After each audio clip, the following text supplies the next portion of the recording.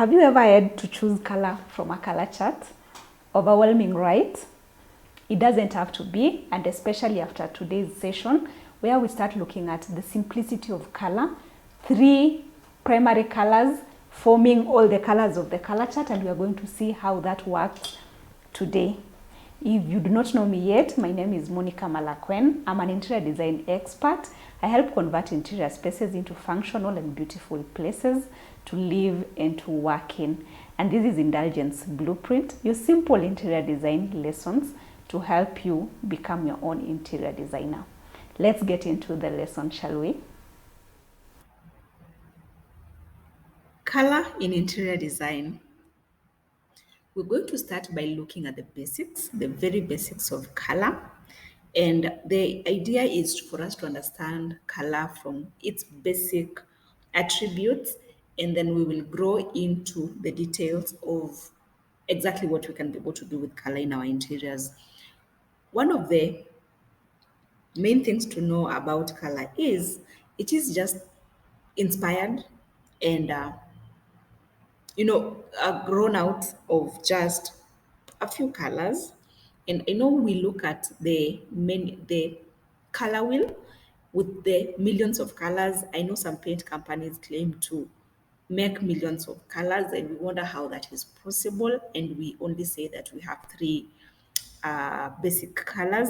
So we're going to go into the details of that and how we are going to achieve actually millions of colors based on the few colors that are the basic colors. When I talk about basic colors, I'm talking about the primary colors. And to help us in this lesson, we are going to be using a tool that most of us are familiar with.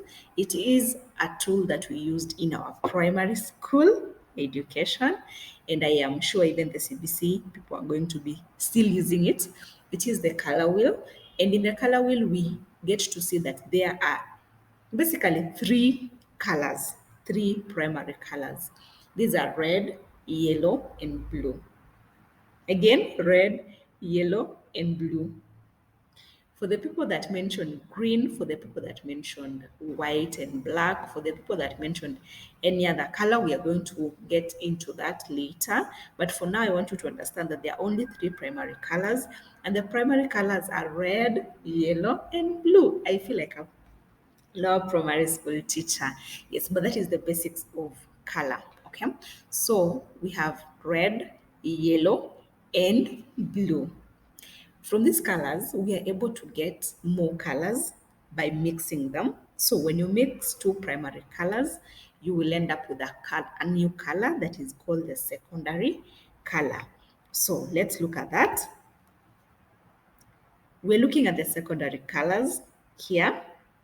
When you mix red, which is a primary color, and blue, which is a primary color, you get a secondary color. In this case, it's called purple. Okay? When you mix blue, which is a primary color, and yellow, which is a primary color, you get the color green. And when you mix the primary color yellow and the primary color red, you get the secondary color orange. So by mixing 2 of each primary colors, we are able to make a color wheel that now has 6 colors. So green is not a primary color, it is a secondary color, and it's derived by mixing primary color yellow and primary color blue. Now, you can go further to combine these colors, but the colors that come out of mixing primary colors and secondary colors end up giving us what we call the tertiary colors. And the tertiary colors will always carry the color combination. So if you're mixing yellow and orange, you'll have a tertiary color called yellow-orange. If you're mixing yellow and green, you'll have yellow-green. Okay? And as demonstrated on this color wheel on your screen right now, you're able to see that these colors have a blend. They have a blend, and most of the time you'll find a yellow green that looks more of orange and looks more of yellow. So depending on the quantities, you're able to actually get a very big variety. So where the colors start to take different directions in terms of the color we are able to perceive is where we are now starting to form tertiary colors. Because when you mix yellow and orange, for example, you get a yellow orange, yes. But then, depending on how much of the orange or how much of the yellow is in that mixture, you start getting different varieties of it. Okay. So it can be more red, more yellow. If we're talking about purple and red, for example, you'll have a red purple, but depending on the quantities of the red or the quantities of the purple, we start seeing a difference, a variance there. There's another way. Okay, yes. Now that we understand, and I think this is the basic of it, primary colors, tertiary colors, and then the variations of the quantities in terms of how much of blue and how much of green you have. That will give you a blue green. A blue green color is usually called a turquoise color, and therefore you'll have a turquoise green or a turquoise blue, depending on the quantity of either green or blue. I hope we understand that. We're going to look at another very important aspect of color in this case, because how we use it will determine the moods and the ambiences we get. I will hint into this in this class, but then in the near future we are going to go into the details of that, and it is the way colors are categorized. Colors are categorized into warm and cool colors. Okay, so any color in the yellows, in the reds, and in the oranges is a warm color. The yellows, the reds, and the oranges, those are warm colors. And as you can see in this chart, we have the warm, and you can actually see the warmth in them. And for the cool colors, we will have the yellows. No, no, sorry. For the cool colors, we'll have the greens, the purples, and the blues. I'm calling them greens, purples, blues because, again, as you can even see in the chart, they are different shades of it. There are different intensities used and everything. So that is what we call the warm and the cool colors. I just want you to put that as a footnote. We are going to go into the details of it. Let's look at the other way in which color actually forms its varieties. Okay, so there are a few. This is a bit technical, but I hope it will help you understand why we can actually be able to have millions of colors in out of three colors that we initially started with. So again, just a quick recap, we started with the primary colors, which are combined to form the secondary colors. And when a primary and a secondary color are combined, we now start to get the tertiary colors. So we also say the tertiary colors start creating varieties depending on how much of the combinations are in each color.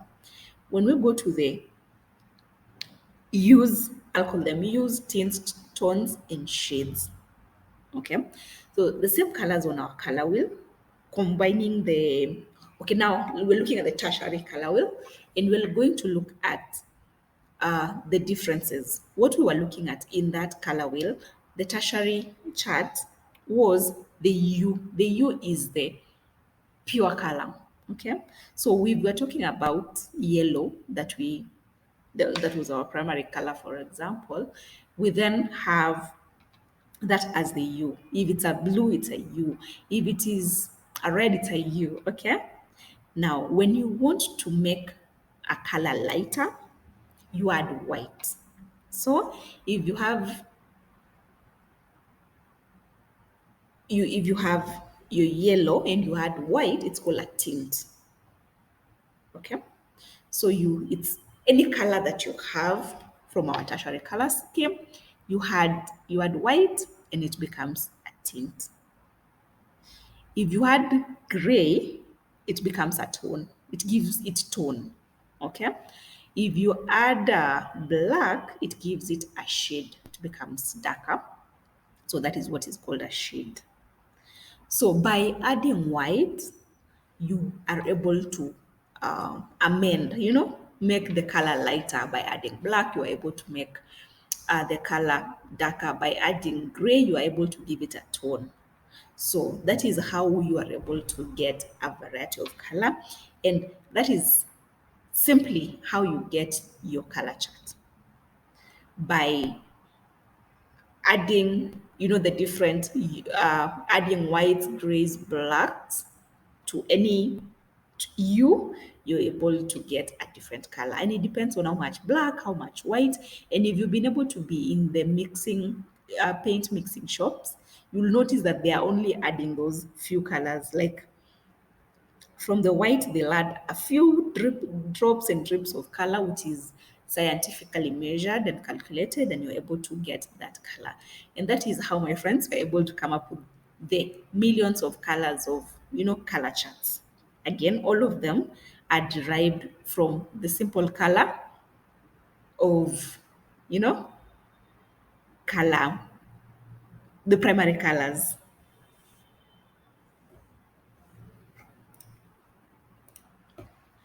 And talking of the color chart, if you're familiar with a color chart, you've noticed that it also has many other different colors that are not really a color, and this is what we call the neutral colors. For the neutral colors, they are basically color hues that appear to be without color. They don't typically appear on the color wheel. They do not compete with primary and secondary colors, but instead they complement them. There are two types of neutral colors. They are the pure neutrals, and for pure neutrals, they are created by mixing two complementary colors. Complementary colors are colors that are opposite each other in the color wheel, and we'll go into those details later.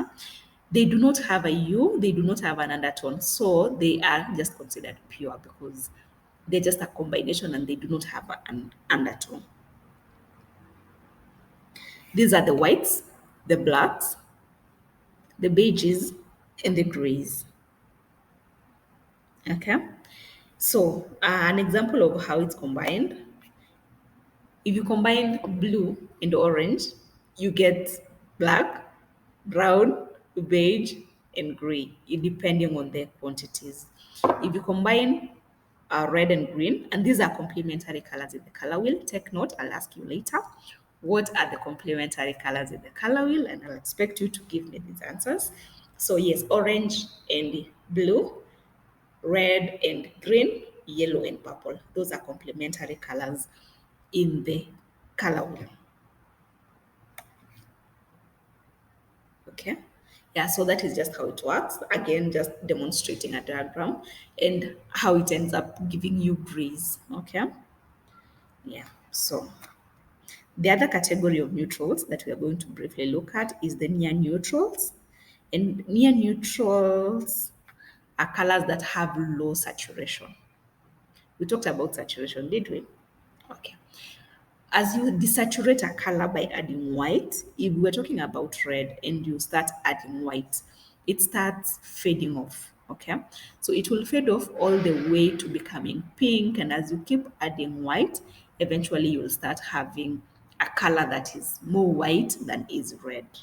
So that is how you get to achieve a near neutral. They are created by combining pure primary colors with a pure neutral.